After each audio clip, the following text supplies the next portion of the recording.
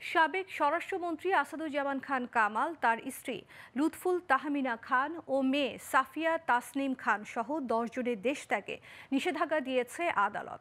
রোববার ঢাকা মহানগর দায়রা জজ মোহাম্মদ আসামস জগলুল হোসেনের আদালত দুদকের আবেদনের পরিপ্রেক্ষিতে এই আদেশ দেন। এর আগে দুদকের উপপরিচালক মোহাম্মদ জাহাঙ্গীর আলম তাদের দেশ ত্যাগে নিষেধাজ্ঞা চেয়ে আবেদন করেন। শুনানি করেন দুদকের পাবলিক প্রসিকিউটর মীর আহমেদ আলী সালাম। শুনানি শেষে আদালত এ আদেশ দেয়। আবেদনে বলা হয়, সাবেক স্বরাষ্ট্রমন্ত্রী আসাদুজ্জামান খান ও অন্যদের বিরুদ্ধে স্বরাষ্ট্র মন্ত্রণালয়ের অধীনে বিভিন্ন দপ্তরে বদলি, পদোন্নতি, জনবল নিয়োগ ও কেনাকাটায় সিন্ডিকেটের মাধ্যমে কয়েক কোটি টাকা ঘুষ নেওয়ার অভিযোগটির অনুসন্ধান চলছে।